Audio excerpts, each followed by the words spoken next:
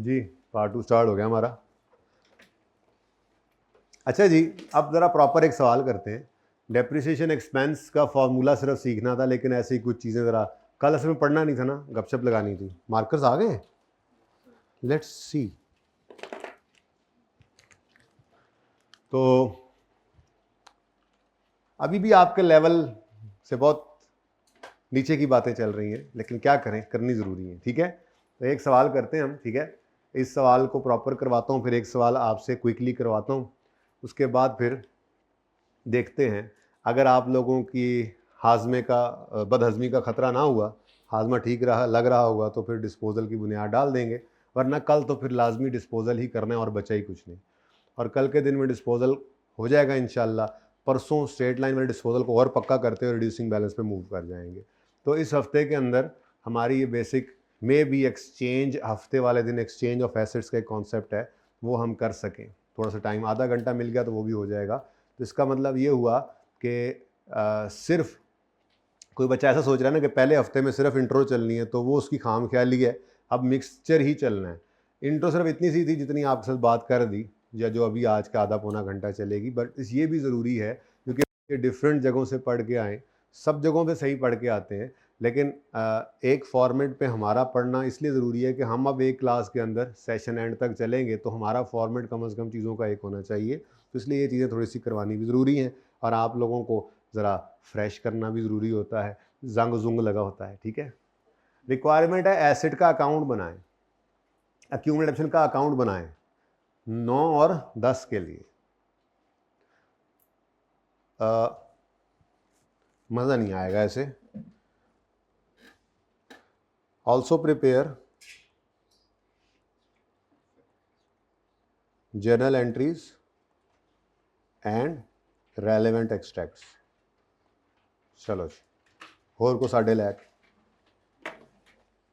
अब journal entries sir कौन से साल की हो, बस ठीक है, मैंने अभी लिखा है ना 9-10, मैं बोल तो रहा हूँ मुंह से, 9-10 की एंट्रीज भी करो और 9-10 के एक्सट्रैक्ट्स भी बनाओ। ओके, सही है, करें शुरू काम। अच्छा, अब क्या करें, पहले एंट्रीज ही कर लेते हैं। ठीक है, सिंपल एंट्रीज हैं, बिल्कुल ही सिंपल एंट्रीज हैं। अकाउंट्स भी बनाने का उसने हमें बोला है। ठीक है, एसेट अकाउंट और अक्यूमुलेटेड डेप्रिसिएशन का अकाउंट, ये 2 अकाउंट्स ओपन कर लेते हैं, जनरल एंट्रीज कर लेते हैं, और फिर एक्सट्रैक्ट्स भी एंड में बना लेंगे इंशाल्लाह। ठीक है, 20 मिनट नहीं लगने इस सवाल के ऊपर, लेकिन हम आधा घंटा लगाएंगे, आराम से करेंगे, कोई मसला नहीं। ठीक है जी, Babar purchase following assets, purchase कर रहा है एसेट। ओहो, जर्नल एंट्रीज तो आपको आती नहीं है। इंट्रो में आपने कभी एसेट खरीदा था? खरीदा था? अच्छा, एसेट खरीदने से एसेट बिजनेस में से कम हो जाता है ना, पैसे जाते नहीं है। अच्छा, एक एसेट कम होता है और वाकई आप लोगों को एडिशन की एंट्री आती है? जरा सुनाओ क्या एंट्री होती है? Asset debit cash. लो, ये तो 15 मिनट में काम हो जाएगा, मैं ऐसे आधा घंटा सोच रहा था, आपको तो एंट्री आती है। ठीक है, तो भाई 1 अप्रैल 2009 को बाबर साहब ने एक एसेट खरीदा, तो जर्नल एंट्रीज, यहां से क्वेश्चन शुरू हो रहा है। क्वेश्चन नंबर कौन सा है जी? ये क्वेश्चन नंबर 13 जो है, ये किताब के अंदर लिखा हुआ है, यही नंबर मैंने यहाँ पे डाला हुआ। यानी आप यहाँ पे देखेंगे कुछ नंबर मिसिंग भी होंगे क्वेश्चंस के, वो इसलिए मिसिंग के, जो क्वेश्चन मैंने समझा कोई जरूरत नहीं है वो मैंने नहीं डाले, लेकिन क्वेश्चन नंबर नहीं बदला, ताकि जब आप किताब आ जाए 2 दिन तक तो उसमें क्वेश्चन नंबर आपको रेफर करना आसान रहे। ठीक है, तो जर्नल एंट्रीज हम कर रहे हैं जी। तो पहली जर्नल एंट्री 1 अप्रैल है, जनवरी है, अप्रैल। यार अप्रैल तो उर्दू में होता है ना, अप्रैल 1 अप्रैल उर्दू में तो अप्रैल होगा ना, ये तो अंग्रेजी में होता है अप्रैल। ठीक है, 1 अप्रैल 2009 जी। एसेट चलो कह देते हैं, पीपीई वैसे अच्छी बात है, पीपीई लिखना चाहिए आपको, लेकिन चलो अब क्या करें। ठीक है, अभी जरा बचपन वाले सवाल हैं। तो एसेट डेबिट, एसेट बढ़ गया, और कैश क्रेडिट कितने से? 2 लाख से। अच्छा, आप एक और काम भी सीखें, अभी से ही सीखें, बचपन से ही सीखेंगे तो 55 में ये जाके तैयार होगा। ठीक है, एक तो आप डेबिट क्रेडिट लिखा ही करते हैं। ठीक है, डेबिट क्रेडिट आप जर्नल एंट्री जब मांगी जाए तो वो आपको टॉप पे लिखना चाहिए, लेकिन आपको अगर ज़्यादा बड़ी फिगर्स हों तो उसमें 1000 कॉमन लेके, मिलियन कॉमन लेके भी सवाल को करने की आदत होनी चाहिए, अभी से होनी चाहिए। ठीक है ना, ये ना हो सवाल में मिलियन में डाटा गिवन हो, अब बैठे पर्चे में सिफरें डाली जा रहे हैं हर सब, मतलब उन्होंने मिलियन में डाटा दिया हुआ है, अब हमें पता है कि मिलियन में 6 सिफर आते हैं, तो अब हम 6 सिफरें पूरी कर रहे हैं, वो सिफरें ही डालेंगे फिर पर्चे में, ठीक है। तो ये अगर डेटा ज़्यादा मतलब अगर फिगर्स बड़ी हों तो इसकी आदत होनी चाहिए, तो पहले सवाल से ही आदत डालते हैं, ठीक है। तो किस दिन जी एसिड खरीदा? 1 अप्रैल 2009, यकम अप्रैल 2009 उर्दू वर्जन जी। एसिड खरीदा तो एसिड बिजनेस बढ़ा तो एसिड डेबिट कितने से? 200 से। 200, ये 2 लाख बन गया, और बदले में कैश दे दिया तो कैश क्रेडिट कितने से? 200 से। ये एंड वालों जरा आप मुझे बताते रहा करो, जहां पे फॉन्ट जरा कम लगे आप लोगों ने मुझे बताना है कि अब उसको बढ़ा दें, आखिरी रो वाले जो बच्चे बैठे, ठीक है। सही है, नजर आ रहा है अभी? फिर भी थोड़ा सा तो बेहतर कर सकता हूं जी। अच्छा, इसकी नरेशन क्या है जी? एसिड परचेज्ड, और क्या सर सैयद में नोट लिखना है, एसिड परचेज्ड, बस। तो नरेशन कुछ भी नहीं है, नरेशन वही जो आपने जब एंट्री की है तो आपको समझ के की है ना। अब एंट्री तो डिस्पोजल की एंट्री लंबी चौड़ी एंट्री होगी, डिस्पोजल सिंपल डिस्पोजल की एंट्री के अंदर 4 मतलब आइटम्स आएंगे, 4 चीजें आएंगी, लेकिन नीचे आपने क्या लिखना है? Disposal recorded, disposal of fixed acid recorded, और क्या नरेशन होता है, ठीक है। वैसे नॉर्मली वो काफ़ी अरसे से ये रूटीन चल रही है आईकैप की, लिख देता है नरेशंस आर नॉट रिक्वायर्ड। इस दफ़ा भी उसने सवाल तकरीबन 2 सवाल जनरल एंट्रीज के मांग लिए उसने, बच्चे नोट तैयार कर करके, एक्सट्रैक्ट्स तैयार कर करके, IS 16 के रीवैल्यूएशन और डिस्पोजल की एडजस्टमेंट दे के उसने कहा जरा पास कर दो जनरल एंट्रीज, वर्किंग्स रिक्वायर्ड हैं, नरेशंस रिक्वायर्ड नहीं है। अब बैठे हैं मुंह उठा के, हालांकि सबसे पहली चीज़ यही होती है, आप जो भी टॉपिक करोगे हमारी रूटीन यही है, हम पहले जनरल एंट्रीज करते हैं, हम रीवैल्यूएशन सीखेंगे पहले जनरल एंट्रीज करेंगे, फिर वर्किंग, फिर उसके बाद लेजर्स, फिर करते करते इन चीज़ों को साइड पे करके डायरेक्ट करना सीखेंगे, वर्किंग से डायरेक्ट नोट कैसे बनाना है, वर्किंग से डायरेक्ट एक्सट्रैक्ट्स कैसे बनाने हैं। पर बुनियाद तो हमेशा ही हमारी बुनियाद है ही। इंट्रो में सबसे पहले आपको क्या सिखाया गया था? पता नहीं, मैं तो अकाउंटिंग इक्वेशन से बच्चों को सिखाता था, अकाउंटिंग इक्वेशन से करते करते जनरल एंट्रीज। ये जनरल एंट्रीज हमारी बुनियाद है, ये डेबिट क्रेडिट हमारी बुनियाद है। तो हम कोई भी काम करेंगे, कोई भी टॉपिक करेंगे, हमारी बुनियाद तो यही होनी, जनरल एंट्रीज तो करेंगे हम, ठीक है। आगे सवाल में से देखना पड़ेगा क्या हो रहा है। और यकम जून 2009 को फिर एक एसिड खरीदा। अब जब फिर एसिड खरीदा तो हम क्या करें? फिर एसिड डेबिट नहीं, वही एसिड ही डेबिट। अच्छा, एसिड के बारे में नहीं बताया ये कौन सा एसिड है, तो अज्यूम करेंगे वो एक ही चीज़ है। जैसे मिसाल के तौर पे व्हीकल खरीदा हमने, पहला भी व्हीकल है दूसरा भी व्हीकल है, अगली बार चेंज कर दूंगा, इस व्हीकल लिख दूंगा, ठीक है। अगर यहाँ पे ऐसा होता कि पहला व्हीकल है और दूसरी मशीनरी होती, तो फिर अलग अलग नाम से अलग अलग लेजर बनेंगे। इंशाल्लाह ये कल देखेंगे कोई एक आधा सवाल इस तरह का, ठीक है। फिलहाल तो एसिड एक ही एसिड खरीदा। किस दिन खरीदा जी आप? ये यकम जून 2009 जी। तो एसिड खरीदने की एंट्री क्या होगी? अब अभी भी वही होगी, एसिड डेबिट कैश क्रेडिट। कितना जी? 3 लाख। लो, अच्छा अब इसका नरेशन आप खुद लिख लेना, पता ही है सेम ही है, ठीक है। अगर पर्चे में वो ना कहेगा आपको कि नरेशंस आर नॉट रिक्वायर्ड, तो फिर नरेशन लिख देना है, एक लाइन ही तो लिखनी होती। नेक्स्ट। अच्छा, अब ना वो चला गया है 2010 में, 2010 में। अभी फिलहाल 2009 पे चीज़ों को रोकना पड़ेगा, क्योंकि 2009 तक अब हमने इस 31 दिसंबर 2009 तक इस एसिड को हमने 9 महीने इस्तेमाल कर लिया है, इस एसिड को हमने 7 महीने इस्तेमाल कर लिया है। तो इनकी डेप्रिसिएशन भी चार्ज करनी है, फिर इनको एक्यूमुलेशन को निकाल के इनकी बुक वैल्यू निकालनी है। तो मेरे ख्याल में तो पीरियड एंड हो रहा है, हमें फाइनेंशियल स्टेटमेंट्स बना लेनी चाहिए, वो ये एक्सट्रैक्ट्स वो बना लेने चाहिए, यानी कि सब कुछ एक बार 2009 पे रोक लेते हैं, ठीक है, सही है। अब मुझे चाहिए डेप्रिसिएशन एक्सपेंस, ठीक है। तो डेप्रिसिएशन एक्सपेंस असल में ना मैंने यहाँ पे दोनों लेजर्स बनाने हैं, तो डेप्रिसिएशन एक्सपेंस की वर्किंग मैं यहाँ पे कर, तो एक वर्किंग ओपन करते हैं जी, डेप्रिसिएशन एक्सपेंस, और ये डेप्रीसिएशन एक्सपेंस जो है ये मैं निकालने लगा हूँ फॉर द ईयर एंडेड, ये शॉर्ट फॉर्म में लिख दिया मैंने FYE, okay, for the year ended 31 दिसंबर 2009, ठीक है। अच्छा जी, अब 9 में ही पहली बार एसिड खरीद रहे हैं, इससे पहले कोई एसिड नहीं था, ठीक है ना। अब 9 में तो 2 ही एसिड्स आए हैं, एक एसिड आया है अप्रैल में, दूसरा आया है जून में। अब ये ड्यूरिंग द ईयर एडिशन हुए हैं, देखो आपने एडिशन की एंट्री की है ना, तो इसलिए मैं एक हेडिंग बनाऊंगा डेप्रिसिएशन एक्सपेंस की वर्किंग में, डेप्रिसिएशन एक्सपेंस ऑन एडिशन।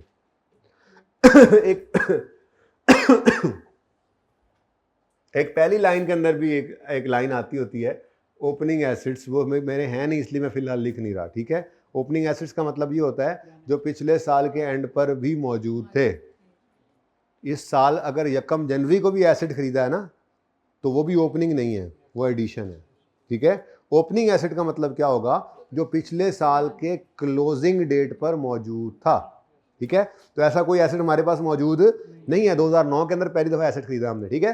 तो इसलिए depreciation expense on opening acids जो है वो मेरे पास, क्योंकि ओपनिंग एसिड्स ही नहीं है तो वो डेप्रिसिएशन भी नहीं है, मैंने लिख दिया, वैसे जरा आपकी वर्किंग हो जाए, ठीक है, ऑन ओपनिंग एसिड्स, ठीक है। तो ये कोई नहीं है। उसके बाद इस साल में एडिशंस हुए हैं तो फिर ठीक है, जो ड्यूरिंग द ईयर एडिशन हुआ हो उसकी डेप्रिसिएशन हम निकाला करेंगे ये दूसरे स्टेप में, ऑन एडिशंस, ठीक है। अब 200 रुपए का एसेट खरीदा, बोलो, सवाल चुप है, नहीं चुप नहीं है, सवाल ने बताया है डेप्रिसिएशन रेट क्या है 10%, किसके नीचे, स्ट्रेट लाइन मेथड के नीचे, अंडर स्ट्रेट लाइन जी। तो 10% स्ट्रेट लाइन मेथड है, बोलो, तो 10% रेट लगा देते हैं।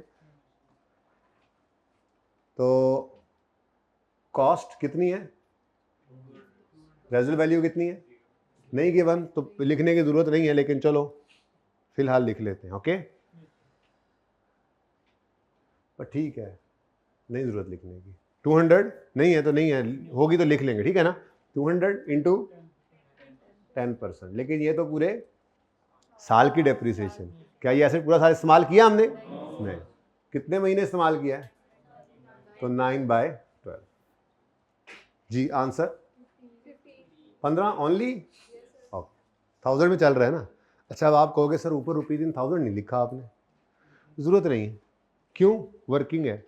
अभी रिक्वायरमेंट जो मेरी असल में है, फिलहाल तो रिक्वायरमेंट मैंने 2 नंबर चलाई हुई है ना, जो मैंने खुद लिखी थी, तो उस रिक्वायरमेंट में ऊपर लिखा हुआ है ना 1000।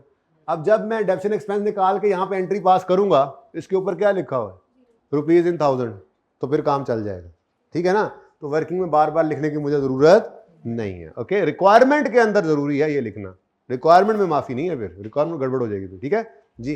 तो अच्छा, उसके बाद दूसरा एडिशन 300 का है, रेट वही 10% है, लेकिन 1 जून 2009 से 31 दिसंबर 2009 तक कितने महीने बनते हैं।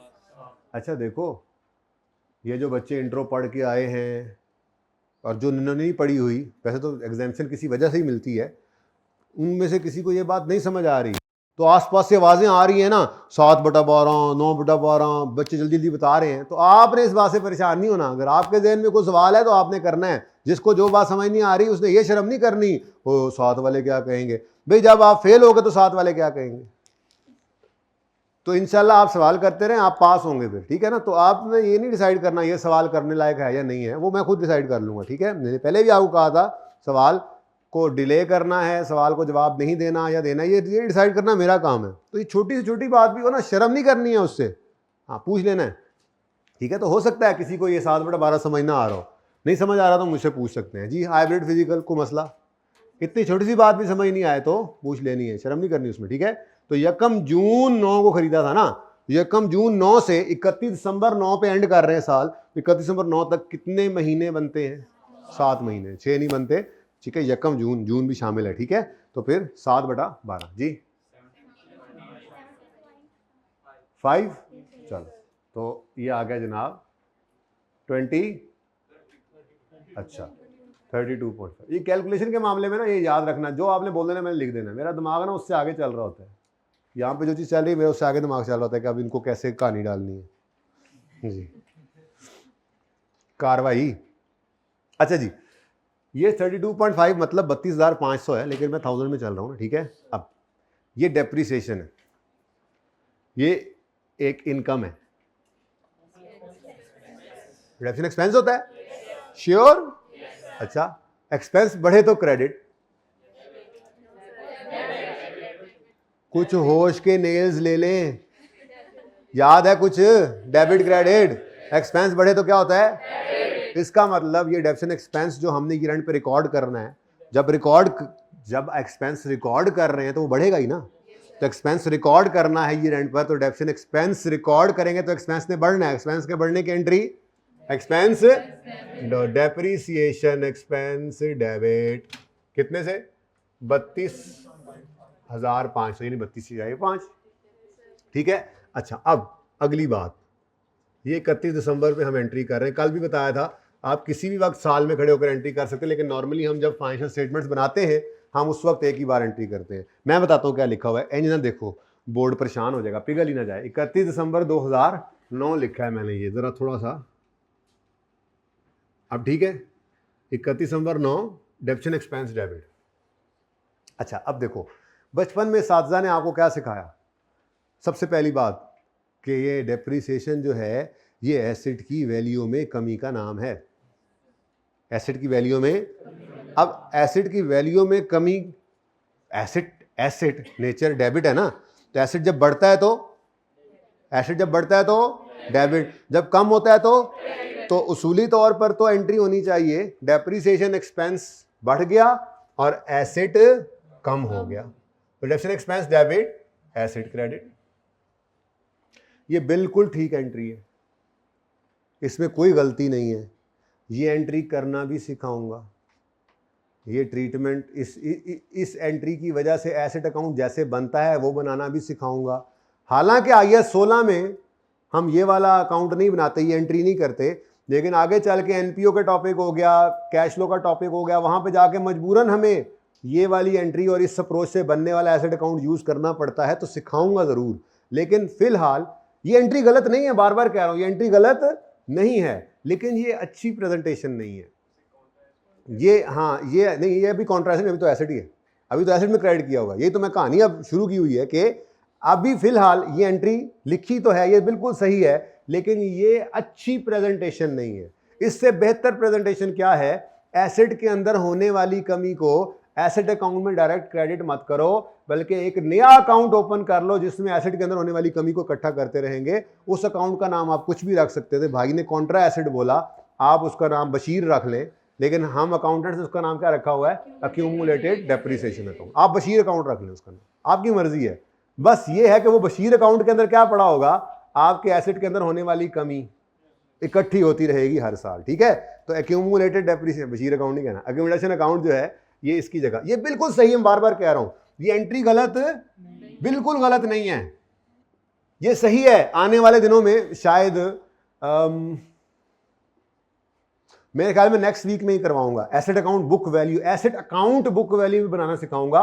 उस बुक वैल्यू पर एसेट अकाउंट बनाने के लिए यही एंट्री करनी पड़ती है डेप्रीसिएशन की। एक्यूमुलेशन का अकाउंट एग्जिस्ट ही नहीं करता उस अप्रोच में, सिखाऊंगा जरूर, लेकिन वो अच्छी प्रेजेंटेशन नहीं है। IAS 16 के अंदर हम रहते हुए एसेट अकाउंट को अलग रखना है, क्योंकि स्टैंडर्ड की रिक्वायरमेंट इस तरह से है नोट बनाने की। एसेट अकाउंट को अलग रखो और उसके अंदर होने वाली कमी को अलग रखो।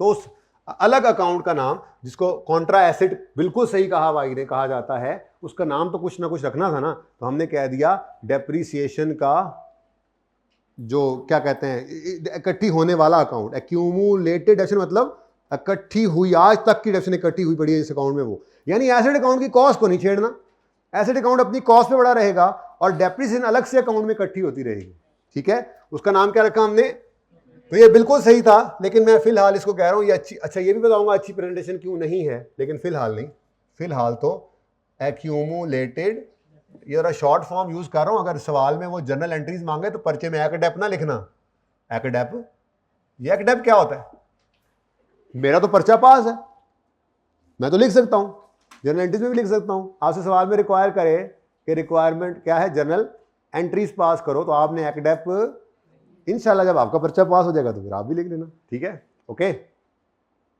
एंट्री समझ आई? ये एंट्री क्या की है, ये क्या किया है जी, डेप्रीसिएशन रिकॉर्डेड। हाँ बेहतरीन, ये तो बहुत ही शॉर्ट आपने नरेशन लिखवा दी और बिल्कुल ठीक है, और ये नरेशन बिल्कुल ठीक है। हाँ जी, कोई मसला? अच्छा, अब एक छोटी सी बात, ये कोई पहली बार नहीं हो रहा। ये मैंने क्या कहा, एसेट के अंदर होने वाली कमी को एसेट अकाउंट में क्रेडिट नहीं करो। ये एंट्री बिल्कुल सही थी, एसेट के अंदर ही कमी है, लेकिन मैंने कहा इसको नहीं करो।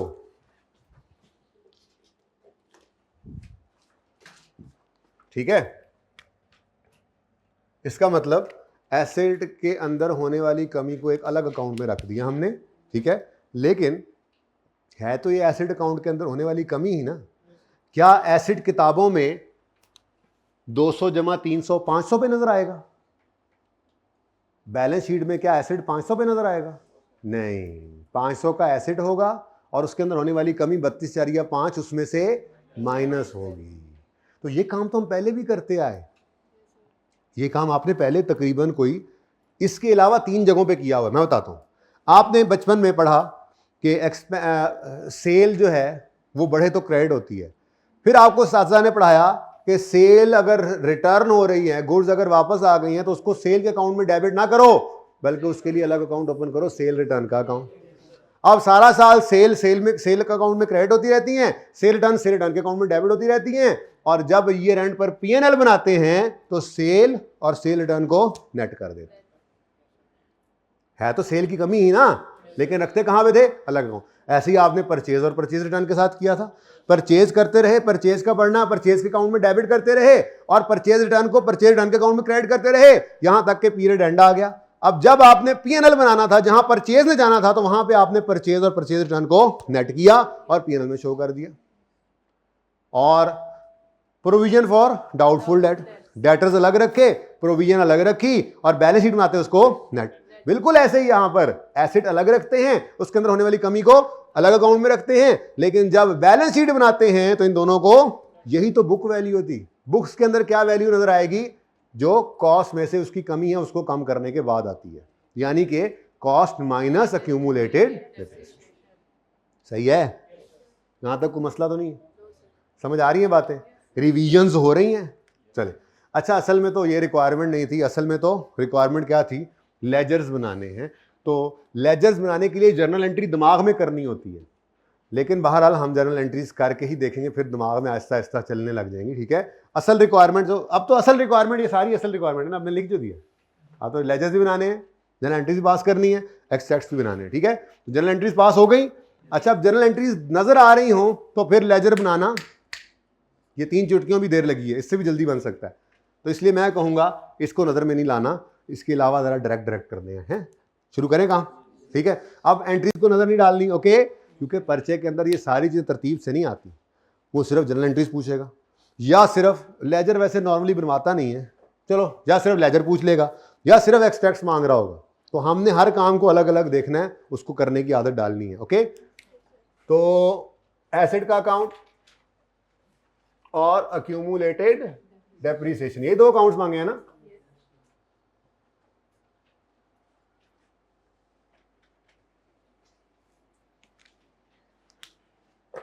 पता नहीं यार, मार्कर्स इस दफा ना जी, एसेट का अकाउंट और इसका दुश्मन, इसका कॉन्ट्रा, अक्यूमुलेटेड डेप्रिसिएशन का अकाउंट। इसका दुश्मन क्यों है, कॉन्ट्रा है ना, ये इसके अंदर एसेट के अंदर होने वाली कमी को रखता है अपने पास। एसेट खुशी में फूला हुआ है 500 का, लेकिन जब बैलेंस शीट में जाएगा तो नेट हो जाएगा उससे जाकर, और उसको कम कर देगा, ठीक है। अब किस किस को ये एंट्री नजर आ रही है, नहीं देखनी ना, ये तो समझा रहा हूं आपको कैसे नजर आ रही है। जब मैंने कहा ये नहीं नजर आ रही है तो नहीं नजर आ रही है आप लोगों को, ठीक है ना, इधर नजर नहीं जानी चाहिए। हद हो गई, हाथ खड़े कर रहे हैं, ऐसे नजर आ रही है, ये नहीं, यहां पे क्या है, कुछ नहीं है, वेरी गुड, ये अच्छे बच्चे। अच्छा, अब डायरेक्ट लेजर की तरफ जाते हैं, ठीक है। हाँ जी, ओपनिंग में कुछ भी नहीं था 2009 में, यकम अप्रैल 2009 को बाबर ने पहला एसेट खरीदा। Entry asset debit cash credit. अच्छा, अब ये भी एक टेक्निकल बात है क्या कि कैश का लेजर हम क्यों नहीं बना रहे? क्वेश्चन है ना। पहली बात, सर रिक्वायरमेंट ही नहीं है। सही कह रहे हैं आप, रिक्वायरमेंट नहीं है, बिल्कुल सही कह रहे हैं, ठीक है, रिक्वायरमेंट तो नहीं है। ये दिमाग में फिर भी बनाना है, दिमाग में ये बन रहा होगा, क्यों नहीं बना रहे होते? असल में ना कैश एक बहुत लाजमी जुज है किसी बिजनेस का, इसके बगैर तो बिजनेस चल नहीं रहा होता। लेकिन हमें इसका डेटा नहीं गिवन, ओपनिंग में कितना कैश पड़ा था, कितना आया कैपिटल से, कितना आया सेल से, कितना आया कोई और चीज बेचकर, फिर कितना खर्चों में लगा, कितना एसेट्स खरीदने में लगा, कितना क्लोजिंग पड़ा है। तो ओपनिंग, डेबिट्स, क्रेडिट्स, क्लोजिंग, ये तो बेतहाशा डेबिट्स क्रेडिट, हर वक्त मूवमेंट हो रही होती है कैश के लेजर में। तो कैश का लेजर हम कैसे बना सकते हैं जब हमारे पास डेटा नहीं है उसका? बात समझ आई है? तो इसलिए उन्होंने वैसे रेलेवेंट लेजर्स कहे हैं ना, तो कैश का लेजर मैं बना नहीं सकता, मेरे पास इसका डेटा पूरा नहीं है। तो कोई नहीं, ये दिमाग, ये आपका दिमाग है, ये ब्लू कलर का आपका दिमाग है, तो दिमाग में आप ये लेजर बनाएंगे, सिर्फ दूसरी एंट्री आप उसमें दिमाग में पोस्ट किया करेंगे, ठीक है ना? ये आपने बनाना नहीं है, ओके? तो एंट्री क्या है? Asset debit. अच्छा, जर्नल एंट्री आपने सीखी हुई है करनी, ठीक है? तो जर्नल एंट्री करने का तरीका, वारदात ये होता है, रुपीज इन 1000 पहले मैं लिख लूँ, असल में सवाल आपने रुपीज इन 1000 में करवाया है मुझसे, या मैंने आपसे करवाया है, जो भी है बहरहाल। अब तो जिदा भी कसूर है भाईजान, हुन आपका है कसूर है या मेरा कसूर है 1000 में अब सवाल, ठीक है? हाँ जी, अब जर्नल एंट्री बोले, जर्नल एंट्री बोले, एसेट डेबिट कैश क्रेडिट। अब बचपन में आपने पता नहीं कैसे सीखा होगा, ऐसे ही सीखा होगा। वैसे सबसे आसान तरीका ही है जर्नल एंट्री पोस्ट करने का, कि सबसे पहले आप फिगर को पोस्ट करें रेलेवेंट लेजर्स में, ठीक है? या अब आगे जितना मुश्किल से मुश्किल टॉपिक भी होगा ऐसे ही करना है आपने, ठीक है? तो क्या एंट्री है जी? Asset debit. कितने से? ये क्या लिखा हुआ है? नहीं ना लिखा हुआ है यहाँ पे कुछ, फिर वही 200। भाई समझ नहीं आ रही आप लोगों को, यहाँ कुछ नहीं नजर आ रहा आप लोगों को, हद होगी कसम से। कैसे समझाऊं आप लोगों को कि पल्ला बोर्ड है ही नहीं? देखो वो बोर्ड ही अलग है। नहीं, मिटाना नहीं है यार, गलत मशवरा दिया करो जी। जी बेटा बोले, बोले बेटा बोले जी। एसेट डेबिट और कैश क्रेडिट। अब सिर्फ फिगर लिखी, इससे फायदा यह होता है कि आपको डबल एंट्री में गलती नहीं लगती, ठीक है? अब इसके आगे वजह लिखें, ये कैश जो क्रेडिट हुआ है इसके अगेंस्ट डेबिट क्या हुआ है? अच्छा, ये जो डेबिट हुआ एसेट, इसके अगेंस्ट क्रेडिट क्या हुआ है? कैश। एडिशन भी लिख सकते थे, डेट लिख दें 1/4/2009, जर्नल एंट्री पूरी हो गई, ठीक है? तो ये लेजर आपने बनाना नहीं है, ये दिमाग में बनेगा, ठीक है? ये ऐसे करके एसेट डेबिट कैश क्रेडिट, दिमाग में क्रेडिट, ठीक है? क्योंकि ये लेजर हम नहीं बना सकते, ओके? जैसे रेलेवेंट एक्सट्रैक्ट्स बना रहे हैं वैसे रेलेवेंट लेजर्स बना रहे हैं। तो कैश के लेजर में बहुत सारी चीजें डिटेल देनी पड़ेगी उसको, हम तब लेजर बना सकते हैं। तो ये बना भी लेंगे तो आप इसका ना कोई सार होगा ना पैर होगा, तो बनाना है तो बना दें, बस ये एंट्री नजर आएगी। ओके डन, सही है? चल, तो ये समझ आइए बात, ये मिटा दूं अब, क्योंकि अगली एंट्री मैं इसके बगैर ही करना चाह रहा हूं। ये हो रहा होता है, ये अगर ऐसे डेबिट हुआ है तो कैश क्रेडिट हो रहा है, अगर कैश को भी आएगा तो वो कैश डेबिट हो रहा होता है। पर मसला ये है कि हमारे पास पूरा डेटा नहीं है कि हम इस लेजर को ओपन करें, ओपनिंग लिखें, सारे डेबिट सारे क्रेडिट लिखें, क्लोजिंग लिखें, तो बना नहीं सकते, तो हमें जरूरत नहीं होती। अगर वो कैश का लेजर मांगेगा तो फिर कैश का डेटा भी पूरा देगा हमें, ठीक है? ये बात समझ आई? चल, नेक्स्ट एंट्री नहीं देखनी। नेक्स्ट क्या हो रहा है? एसेट यकम जून को खरीदा, एंट्री क्या होगी? एडिशन एसेट डेबिट, कितने से? 300 से एसेट डेबिट, और दिमागों में कैश क्रेडिट। यहां नहीं है, बस दिमाग आपका, ठीक है जी? यहां पे क्या लिख देंगे? कैश, और यहां 1 जून 2000। सही है? थोड़ी रवानी आ रही है, बस ये आज नेट प्रैक्टिस आज खत्म हो गई है। अब आज तो नहीं, कल इंशाल्लाह तो सुकून से, आज ऐसे ही मैं जल्दी करूंगा और आप डिस्पोजल में फिसल फुसल जाएं, तो ये अच्छा है। 3 4 5 सवाल आपको होमवर्क में दूंगा आज, ठीक है? उसमें आप हाथ सीधा करके आए ताकि कल आते साथ ही हम डिस्पोजल पे जाएं। अगर ये चीज देखो, डिस्पोजल में कुछ भी नहीं होना, यही सारा कुछ जो है इसके अंदर मैंने एक एक दो दो करके चीजें ऐड करनी है, और तरतीब यही होगी।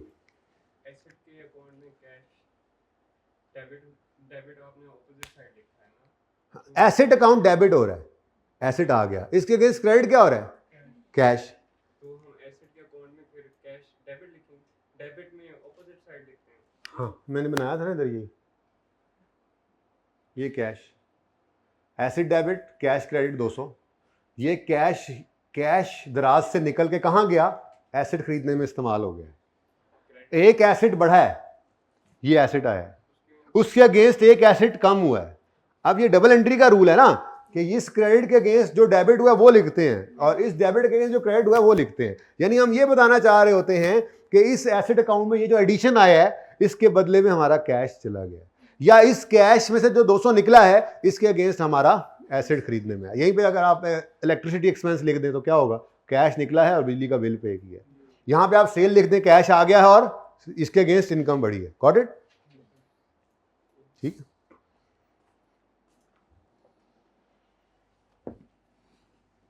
जी मैं चाह रहा हूं ना कि ये साइड पे ही रहे, ऐसे ही देखे कि उसको दिमाग में बस चलाएं। ठीक है, अच्छा जी, अब कुछ रह गया? क्या रह गया? डेप्रिसिएशन एक्सपेंस की एंट्री कौन करेगा? हम करेंगे। ठीक है, तो डेप्रिसिएशन एक्सपेंस की एंट्री क्या है? Depreciation expense debit, accumulated depreciation. अब अगेन डेप्रिसिएशन एक्सपेंस का लेजर रिक्वायर्ड नहीं। ठीक है, तो इसलिए दिमाग में बनाएंगे। चलो पहले मैं थोड़ा सा बना लेता हूँ एक बार आपके दिमाग को इधर। ये आपका दिमाग है, ऐसा हो जाना जी आपका दिमाग, फिलहाल तो ऐसा है। अच्छा अब ये ऐसा हो जाए, लेजर बन जाए इसमें जी। डेप्रिसिएशन एक्सपेंस का लेजर रिक्वायर्ड नहीं है। अच्छा वैसे कभी वो यूं भी कहेगा रेलेवेंट लेजर्स बना दो, तब भी मैं यही 2 लेजर्स बना दूंगा, इसकी जरूरत नहीं क्योंकि इस वाली फिगर यहां पर आ जाती है, अभी बताता हूं, लेकिन फिलहाल जरा बना लेते हैं। ठीक है, हाँ जी, एंट्री बोलो। अच्छा डेप्रिसिएशन एक्सपेंस निकलेगा कहां से? वो उधर एंट्रीज नहीं देखनी, हमने वर्किंग की, हमारे पास ये डेप्रिसिएशन एक्सपेंस आ गया फॉर द ईयर। अब इस 2009 वाले साल के डेप्रिसिएशन एक्सपेंस की एंट्री हम पास करेंगे ईयर एंड पर। बोलो depreciation expense debit, accumulated depreciation credit. नजर आ रहा है एंड पे? ठीक है, depreciation expense debit, accumulated depreciation credit. यहां पे क्या लिखोगे? ये। ठीक है, और यहां पे क्या लिखोगे? Depreciation expense. ये 31 दिसंबर 2009, इसके ऊपर वर्किंग 1 का रेफरेंस भी दो, यहां से निकालिए। ठीक है, नाउ इट्स ओवर, 2009 खत्म हुआ। मोअज़्ज़िज़ ख़वातीनो हज़रात तवज्जो फरमाएं, ये वाली लाइनें मैं आज लगा रहा हूं, कल से मैं डबल अंडरलाइन बस कर दिया करूंगा। ठीक है, ओके डन। तो टोटल लेजर बैलेंसिंग आती है ना? अच्छा चलो शुक्र है। पता है आप लोगों को एक डरावना ख्वाब भी आया था हमें उस्तादों को आज से 2-3 अटेम्प्ट पहले। बच्चे ने AFC से जब वो चेंज की ना स्कीम ICAP ने, तो बच्चे का जिसका AFC पास था उसको इंट्रो एग्जाम्ट हो गई। फिर वो 2 तकरीबन साल डरावना ख्वाब उस्तादों का चला था, बगैर इंट्रो के बच्चा FAR 1 में बैठा होता था। खैर वैसे ही मैं तो कह रहा हूँ, आप लोगों को बता रहा हूँ, आप लोग तो माशाल्लाह पढ़ के आए हैं, अच्छे बच्चे हैं। ठीक है, तो हाँ जी 500। अब देखो लेजर की बैलेंसिंग का तरीका क्या है? हैवियर साइड कौन सी है? डेबिट। तो एज इट इज इसको लिख दो, लेजर को बैलेंस करना है ना, डेबिट साइड हैवियर है तो डेबिट बैलेंस है, लेकिन इस लेजर को दोनों साइड बराबर हो जाए, इसको बैलेंस करने के लिए इस बैलेंस को लिखेंगे किस तरफ? क्रेडिट साइड पर।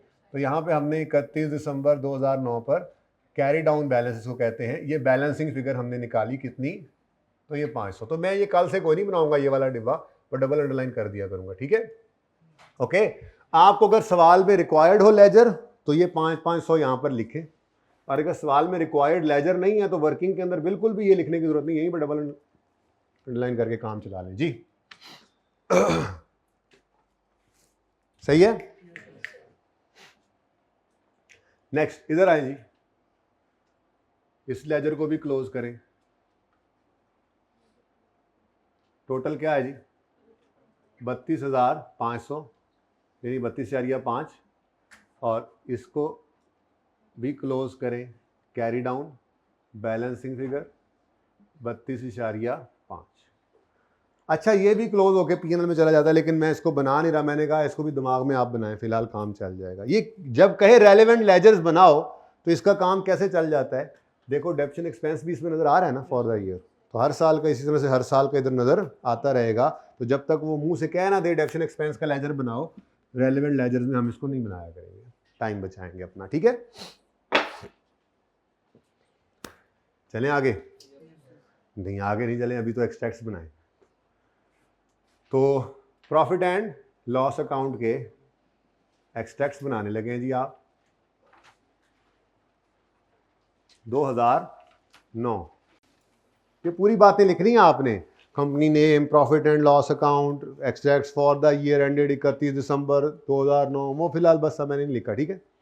अब 2009 31 दिसंबर 2009 पीएनएल के अंदर क्या जाना है, इस पूरी ये सारी कहानी आपके सामने है बस, ठीक है जी। ये लेजर्स आपके बन गए ना, तो ये क्लोजिंग कहाँ जाएगा? पीएनएल में। ये क्लोजिंग पीएनएल में जाएगा, ये क्लोजिंग पीएनएल में जाएगा। नहीं, ये दोनों बैलेंस शीट आइटम्स हैं। पीएनएल में सिर्फ क्या जाना है? Depth and expense for the year, ये for the year, for the year ये एक्सपेंस, ठीक है। यहाँ पे जाके मैंने लिखा डेप्रीसिएशन एक्सपेंस 32.5, नेगेटिव लिख दो, ठीक है जी। उसके बाद balance sheet, statement of financial position, नाराज ना हो जाएं आप। तो स्टेटमेंट ऑफ फाइनेंशियल पोजीशन के एक्सट्रैक्ट्स अगर आप बनाएं तो 2009 के लिए। अच्छा, अब यहाँ पे वो मैं वर्किंग कोई नहीं कर रहा कि मुझे बुक वैल्यू मिल जाए, यहाँ पे मुझे बुक वैल्यू निकालनी पड़ेगी। छोटी सी वर्किंग ब्रैकेट में भी कर सकता हूँ मैं, ठीक है। तो बैलेंस शीट के अंदर मेरे नॉन करंट एसेट्स में, अब एसेट का नाम तो कोई नहीं है, मैं एसेट ही लिख रहा हूँ फिर, ठीक है। पीपीई लिख सकते हैं आप, फिलहाल मैंने एसेट ही लिख दिया, ठीक है। अब ये एसेट है। अब एसेट जो है ये 2009 में 500 की कॉस्ट शो कर रहा था, लेकिन 32,000 मतलब 32.5 की डेप्रीसिएशन 9 के एंड तक इसमें से माइनस हो चुकी है, यानी कि इतनी वैल्यू लूज कर चुका है। तो कितनी वैल्यू आ गई इसकी? 46, ठीक है जी। तो एसेट अकाउंट की कॉस्ट और उसकी अक्यूमुलेटेड डेप्रीसिएशन ईयर एंड पर नेट कर दी, और एसेट अकाउंट और एसेट जो है वो बैलेंस शीट के अंदर बुक वैल्यू शो कर रहा है। तो एसेट किस पे नज़र आएगा? Book value. ये एसेट माइनस बुक वैल्यू नहीं है, ये मैंने लिखा है कि एसेट बुक वैल्यू पे नज़र आएगा, ठीक है। कोई मसला? समझ आ रही है बात? Journal entries, extract, ledgers, extracts तक। चले, अच्छा नेक्स्ट है जी, अगला साल अब शुरू करते हैं। करें जी अगला साल शुरू? यहां तक कोई क्वेश्चन है तो पूछ सकते हैं आप लोग। चलें आगे। अच्छा, अब अगला साल शुरू होता है तो सबसे पहले क्या करेंगे? जर्नल एंट्री नहीं करेंगे, सबसे पहले क्लोजिंग बैलेंस को ओपनिंग बनाएंगे, सबसे पहला काम। पिछले साल ऐसा क्यों नहीं किया? अगर सवाल में ओपनिंग बैलेंस गिवन होता तो सबसे पहले ओपनिंग लिखते, ठीक है। लेकिन अब पहले साल में तो कुछ था ही नहीं ओपनिंग। अब अगर 10 में आए हैं तो 9 से चले आ रहे हैं ना, तो सबसे पहला काम आपने 10 में जाके क्या किया करना है? 9 के क्लोजिंग को ओपनिंग बनाना है, ठीक है। ये ईजी हो जाएगा फिर काम, आपको इसकी आदत रखनी है, ठीक है। तो हमेशा हम जब अगले साल पे जाएंगे तो क्लोजिंग बैलेंस को सबसे पहले ओपनिंग बनाएंगे और फिर देखेंगे सवाल के अंदर क्या क्या करना है, क्या क्या नहीं करना।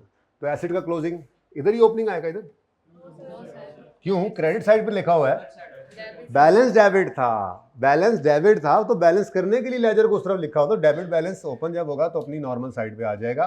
तो ब्रॉट डाउन 500, और ये क्रेडिट बैलेंस था, लिखने के लिए इधर लिखा हुआ था। तो 1 जनवरी 2010 पे ब्रॉट डाउन, अब नॉर्मल। तो जब ओपन करेंगे बैलेंस को तो वो अपनी नॉर्मल साइड पे आ जाएगा। ये डेबिट बैलेंस था, ये उसका कॉन्ट्रा क्रेडिट बैलेंस था, ठीक है। अब क्या हुआ? 10 में क्या हुआ? फिर 10 का एंड आएगा तो डेप्रिसिएशन करेंगे ना। उससे पहले, एंड से पहले एक काम हो गया है, एक एसेट और खरीद लाया है। तो यकम एंट्रीज की तरफ आए तो ये एंट्रीज हैं फॉर द ईयर एंडेड 31 दिसंबर 2009, ठीक है। और ये एंट्रीज अब हम करने लगे हैं for the year ended 31 December 2010। तो 31 दिसंबर 10 वाले साल में पहली एंट्री 1 सितंबर पे एडिशन की करनी पड़ेगी। 1 सितंबर 2010 10 पे एसिड खरीदा। अब अगले साल में चले गए तो क्या डेप्रिसिएशन, क्या एडिशन की एंट्री बदल जाएगी? नहीं, एडिशन की एंट्री तो अभी भी वही है। बोलो entry, asset debit, cash credit जी 500 एसिड परचेज, नरेशन लिखने की जरूरत नहीं, ठीक है। और उसके बाद अब ये साथ साथ ही करें, बस ये साथ साथ ही करें जी।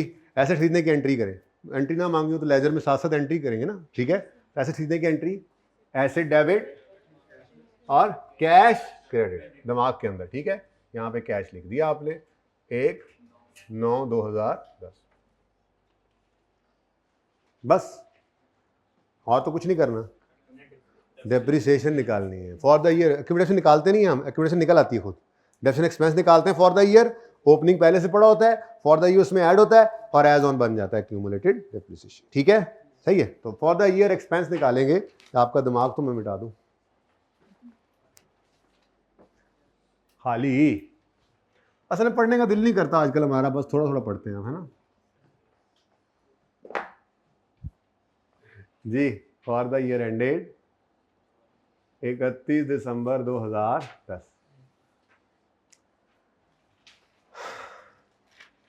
अब डेप्रिसिएशन निकालने की जब बारी आएगी तो सबसे पहला हक किसका बनता है? जो पहले से आ रहे हैं, ठीक है।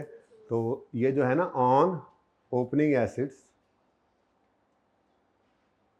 इनको सबसे पहले डेप्रिसिएट करेंगे। लेकिन मैं कह रहा हूँ पहले आसान नंबर ले लें, ठीक है। इनके लिए मैं 2 लाइनें छोड़ दी हैं। उसके बाद ऑन एडिशंस, शंस तो कोई नहीं है, शानी है, एक ही एडिशन है इस साल में।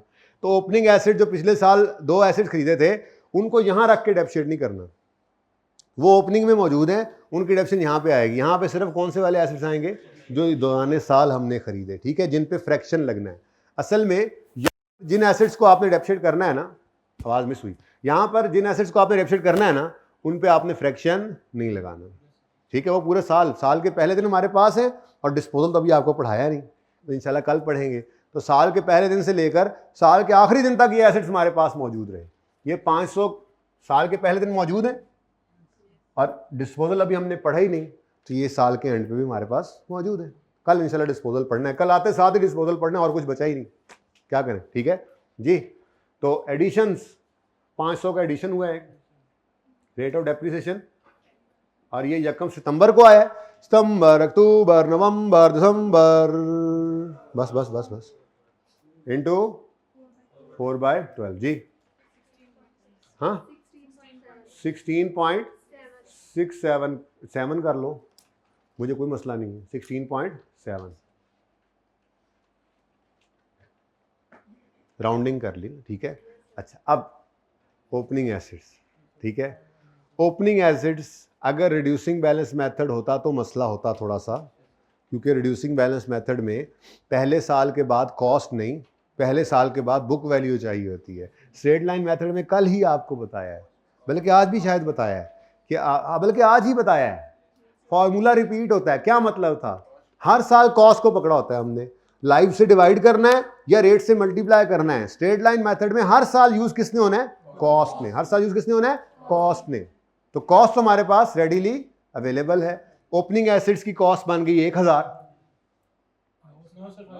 नहीं नहीं 1000 नहीं, 1000 ओपनिंग एसिड्स नहीं है। ओपनिंग एसिड कौन से हैं? ये सिर्फ पॉइंट्स।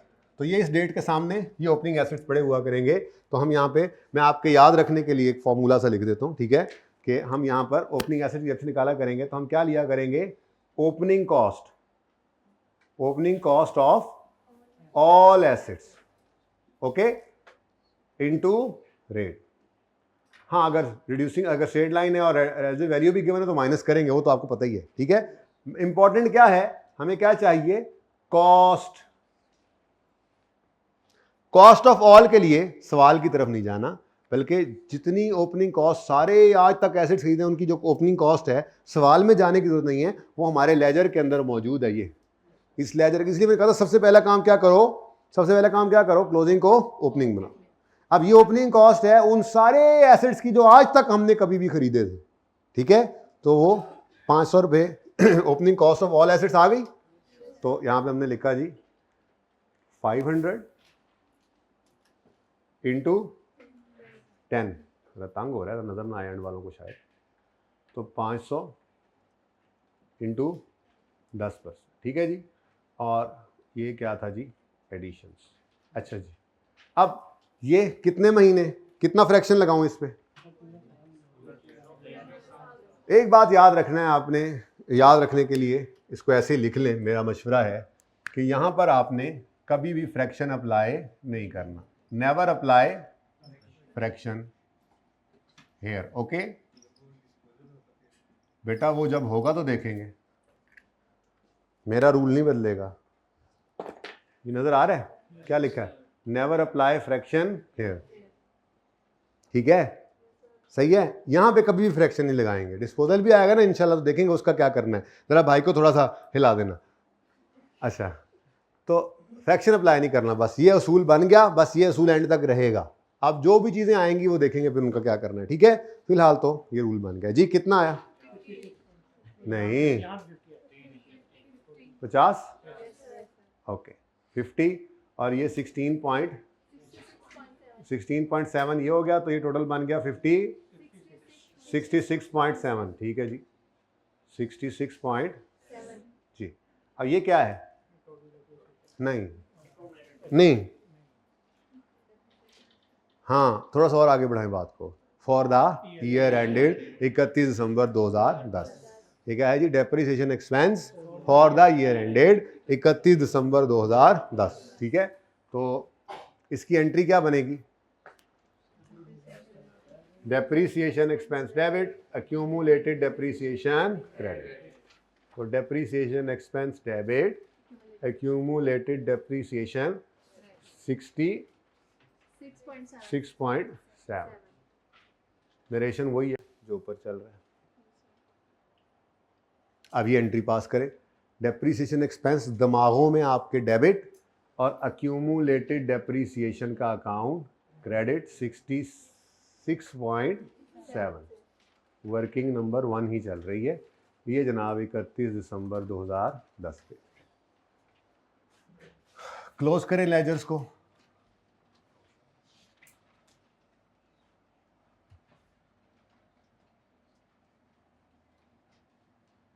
लें जी,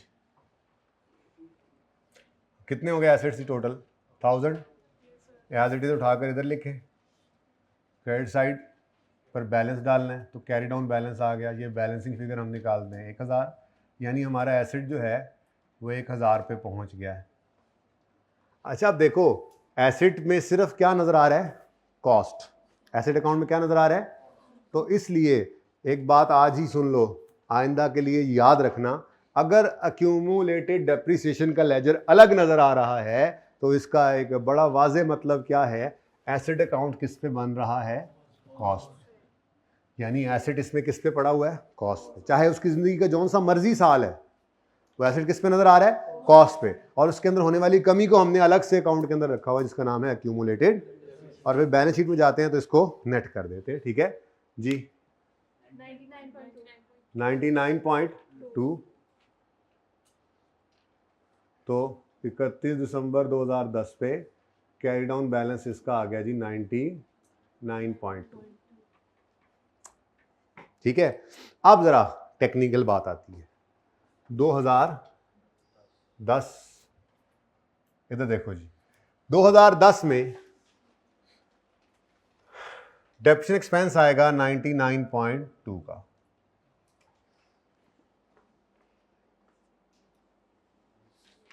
ठीक है, नहीं लिखना। किस किसने लिख लिया है? खुदा का खौफ करें, क्या 99.2 2010 वाले साल की डेप्रिसिएशन है या 2010 के साल तक की डेप्रिसिएशन है? ओ भाई, पीएनएल तो फॉर द ईयर बनता है, इसमें तो सिर्फ इस साल का एक्सपेंस आ सकता है। क्या कर रहे हैं आप लोग? बात समझ आइए? रोला सिर्फ इसलिए डाला है कि याद रह जाए, ठीक है। तो ये तो एज ऑन आज तक की डेप्रिसिएशन है, क्लोजिंग डेप्रिसिएशन ये आज तक की डेप्रिसिएशन है। इसमें इस साल की डेप्रिसिएशन तो सिर्फ क्या है? 66 पॉइंट, यानी अगर डेप्रिसिएशन एक्सपेंस का लेजर बन रहा होता तो उसमें सिर्फ 66.7 आता, ठीक है। ये है इस साल की डेप्रिसिएशन है। ये ओपनिंग डेप्रिसिएशन, ये इस साल की डेप्रिसिएशन, और ये क्लोजिंग। ये ओपनिंग डेप्रिसिएशन, ये फॉर द ईयर, और ये एज ऑन क्लोजिंग। आज तक की डेप्रिसिएशन ये है जिसके अंदर पिछले साल का 32,500 ही पड़ा है और इस साल का 66,700 भी पड़ा हुआ है। तो ये तो बहुत बड़ी गलती होती है अगर आप ऐसे कर देते। बच्चे ऐसा कर जाते हैं तेजी में। भाई ये अक्यूमुलेटेड डेप्रिसिएशन है, आज तक की डेप्रिसिएशन है। और इसमें और डेप्रिसिएशन एक्सपेंस में फर्क क्या है? ये फॉर द ईयर होती है फिगर। ये हर साल बढ़ते बढ़ते हर साल एक्सपेंस निकलेगा और ये बैलेंस के अंदर ऐड होता जाएगा और ये बैलेंस बढ़ता जाएगा, यहां तक के 1000 का एसेट 1000 ही डेप्सिट हो जाएगा, वो फुल डेप्सिट की तरफ चला जाएगा। ठीक है ना, बात समझ आ रही है? तो डेप्सिट एक्सपेंस फॉर द ईयर ये पड़ा है ये। तो पीएनएल के अंदर क्या फिगर जाया करेगी? ये एक्सपेंस की फिगर। ये क्लोजिंग तो बैलेंस शीट का आइटम है जो एसेट में से नेट होगा जाके। ओके, याद रहेगा? तो 66.7 नजर भी आ रहा था। ये देखो वो वर्किंग के अंदर क्या लिखा हुआ, जरा ऊपर देखो वर्किंग के अंदर क्या लिखा हुआ 66.7 जहां कैलकुलेट हुआ है। For the year ended 31 December 10 depreciation expense for the year 10 कितना है? 66.7। वो तो पिछले साल की डेप्रिसिएशन थी तो ऐड करके 99 बन रहा था। ओके सही है। चल बैलेंस शीट के अंदर आए तो आज तक एसेट्स कितने हो चुके हैं खरीदने के बाद? खरीदी गए एसेट 1000 रुपए एसेट पहुंच गए हैं और आज तक इनमें 99.2 की वैल्यू कम हो चुकी है। तो बुक वैल्यू, हाँ ये अक्यूमुलेटेड एक्शन जो है ये एज ऑन होती है, ये आज तक की आनी है। ठीक है ना जी? 900.8। ठीक है जी, सही है। तो एक सवाल को जरा आराम से कर लिया। भाई ये ना एक तस्वीर ऐसी भी होनी चाहिए जो सारी की सारी आए ना बच्चों के लिए। जरा जूम आउट कर ले, हाइब्रिड वाले और ऑनलाइन वाले, जरा इसको एंजॉय कर लें, एंजॉय।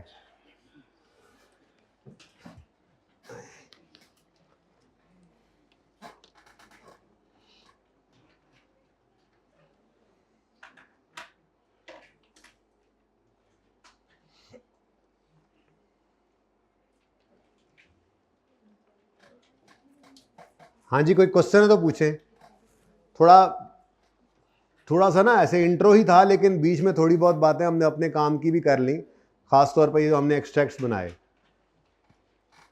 आपको एक्सट्रैक्ट्स बनाने की कोई आदत नहीं होती इंट्रो के अंदर, या तो एमसीक्यूज या सिर्फ फिक्स एसिड का सवाल चल रहा होता है या फिर फाइनल अकाउंट्स के अंदर फुल फ्लैज पीएनएल वगैरह बनाते हैं आप। तो ये बहुत ही इंपॉर्टेंट चीज़ है, यहीं से ही आपकी जो है वो पिच सेट होनी है इसकी।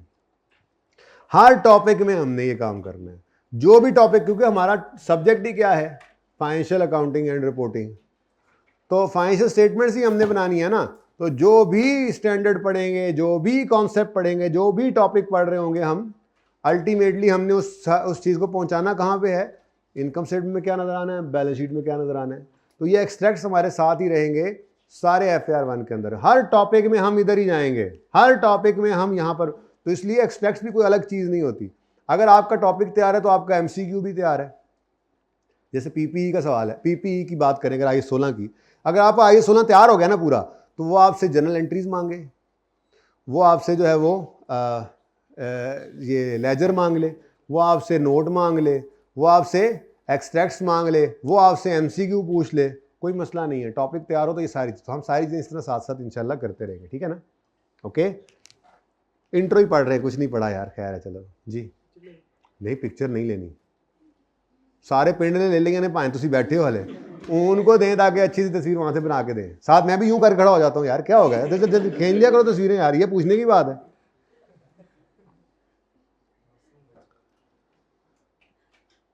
किसने बोला ये है? तुमने बोला है? किसने बोला बताओ? किसने बोला? मासूम बच्चे हैं।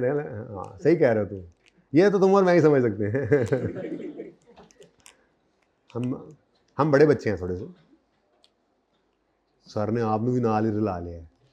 हाँ तो दौड़ लगा लो मेरे साथ, आ जाओ एडे तुसी चाइना दे जवान। आजकल चाइना का माल आ रहा है, चाइना दे जवान आ रहे हैं जी। बेटा इधर देखें जी, 14 आपका होमवर्क है। अच्छा देखो, मार्क्स जरूरी हैं अब ना, क्योंकि आपने अगर मैंने मार्क्स ना लगाए तो आपने आधे आधे घंटे में एक सवाल करना है।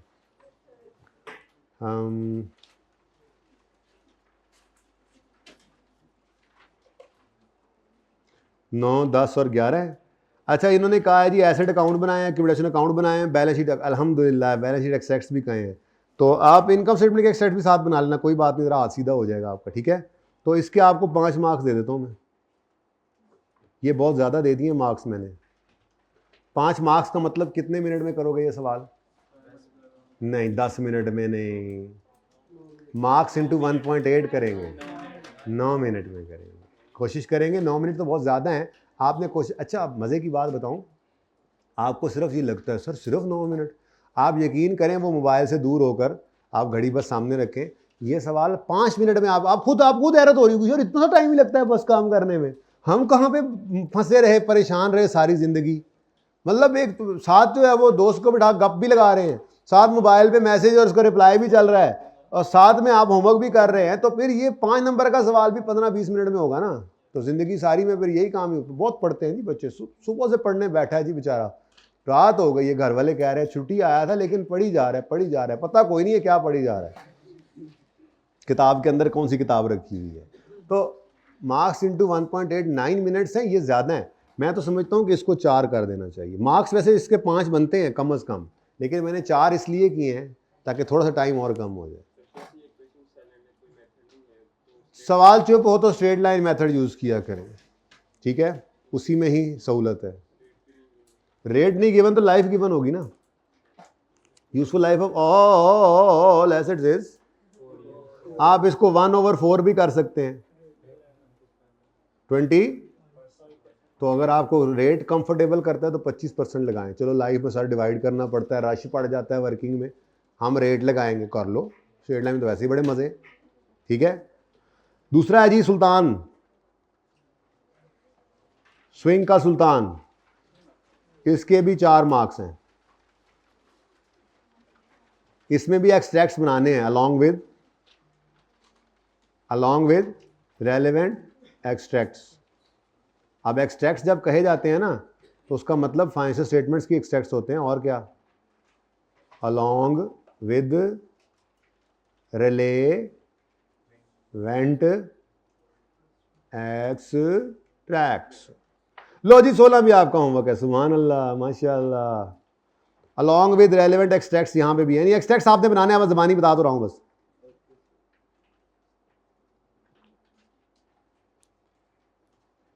इसके भी 4 मार्क्स हैं, तो ये हर सवाल 4 मार्क्स का है।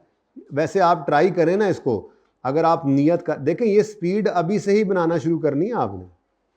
आप नियत करके बैठें, मैंने 5 मिनट में सवाल को करना है, और बिल्कुल स्पीड से तेज़ी से सॉल्व करें, बना के लिखने को। फुट्टे से जनाब लेजर की लाइनें लग रही हैं, हद हो गई यार, फुट्टे से लाइनें, होमवर्क कर रहे हो आप लोग, प्रैक्टिस कर रहे हो, अब स्केल रखा हुआ है ऐसे लेजर, अब टी अकाउंट बन रहा है। पर्चे में भी ऐसा नहीं करना है। प्रेजेंटेशन अच्छी होने का मतलब ये है कि जो एग्जामिनर है उसको, जो चेकर है उसको समझ आ जाए क्या लिखा हुआ, और तुम चले जा रहे हो अब क्लास छोड़ के इस वक्त में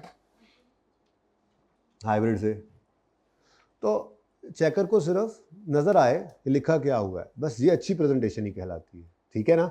स्पीड एकदम से पहले से स्टार्ट से उठा के रखनी है। लेजर के लिए स्केल यूज बिल्कुल नहीं करने, आहिस्ता आहिस्ता लेजर सीधा लगने लग जाएगी लाइन इंशाल्लाह, ठीक है, प्रैक्टिस करोगे तो कोई बात नहीं, ठीक है, ओके। लाइन बना लो जल्दी जल्दी, 5 मिनट में टारगेट, और 5 मिनट में होगा ये सवाल इंशाल्लाह अल्लाह ने चाहा तो, ठीक है। तो ये 3 सवाल हैं बस, उसके बाद इनका सोल्यूशन मैं आपको कल दिखाऊंगा।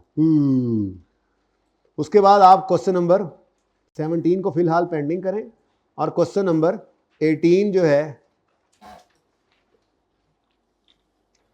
अब ये मेरा दिल था कि आपको करवाता, लेकिन चलो कोई बात नहीं, ये कल आते साथ करेंगे, ठीक है। आप इसको बेशक ना कीजिएगा, लेकिन इसमें और बाबर वाले सवाल में फ़र्क क्या है, ये भी होमवर्क में दे दूं, ये भी होमवर्क में। अच्छा, असल होमवर्क तो यही है। देखो मैंने आपसे कहा था घर पे मेरा 1.5 से 2 घंटे हैं, चलो मैं 2 घंटे भी मैं हमेशा से 1.5 घंटा रखूंगा, बल्कि मैं 1.25 घंटा टारगेट करके रखूंगा आपको होमवर्क, लेकिन वो तो मेरा बनता है ना। अब नो सर, ये सर, वो सर, ये नहीं करना, ठीक है। अभी देखो ना, टोटल 15 मिनट का आपको होमवर्क मिला है, अब बाकी टाइम आप बोर हो जाएंगे, क्या करेंगे घर पे, पढ़ने आए हैं घरों से आप, टैक्स, तो टैक्स भी बेटा 1 घंटा 1.25 घंटा लगाना है ना, 1 घंटा 1.25 तो दे दो ना मुझे, कॉस्ट भी 1 घंटा 1.25 घंटा, हर एक को इतना ही टाइम देना है, ठीक है। हाँ, लॉ को भी इतना ही टाइम देना है। पेपर बढ़ने से आपका पर पेपर टाइम बढ़ता है, किसी पेपर का टाइम कम नहीं हो जाता। एक पेपर है तो मैं 2 घंटे पढ़ूंगा, 2 पेपर है तो मैं 1 घंटा पढ़ूंगा, 4 पेपर है तो मैं आधा घंटा पढ़ूंगा, ठीक है, फिर चारों फेल हो जाएंगे हैं। अरे पेपर पढ़ाए हैं तो टाइम बढ़ाओ अपना, ठीक है। तो वैसे इतना होमवर्क नहीं है, ये आधे घंटे की भी मार नहीं है, ठीक है। असल सवाल ये है, क्योंकि इसके अंदर जो नई चीज़ है वो क्या है, वो कहता है mister Ehsan has provided following information as on 1 January 2012 और एसेट और रिकमेंडेशन अकाउंट का ओपनिंग बैलेंस ऑलरेडी अवेलेबल है। यानी कि इस सवाल में और बाबर वाले सवाल में फ़र्क ये है कि ये सवाल यहां से शुरू हो रहा है, ऑलरेडी ओपनिंग मौजूद है एसेट का भी और अक्यूमुलेटेड, बस फिर एडिशन है, ओपनिंग डिडक्शन निकालनी आपको आ चुकी है। तो ये सवाल भी आपका होमवर्क है और इस सवाल के भी 4 नंबर ही हैं, ठीक है, और इसमें भी आपने एक्सट्रैक्ट्स बनाने हैं। तो स्पीड आपने बस ये टारगेट रखना है कि मैंने हर सवाल 5 मिनट में करना है, तो 20 मिनट में होमवर्क खत्म, ठीक है। 5 नहीं तो 6 मिनट में हो जाएगा यार, इससे ज़्यादा लगाओगे तो फिर नुकसान ही कर रहे हो। फिर सुस्त हो, चुस्ती आनी चाहिए, फिर कमी है विटामिन की अलॉन्ग विद प्रोटीन की, रेलेवेंट एक्सट्रैक्ट्स। मैं नोट्स लिखने का दूँ, इसके भी मार्क्स कितने हैं जी, ठीक है, ठीक है जी। अब आप से मैं चाहता हूं इजाज़त, ज़िंदगी रही तो कल होगी मुलाकात। मैंने कहा अभी अल्लाह हाफिज़, कह दिया अल्लाह हाफिज़।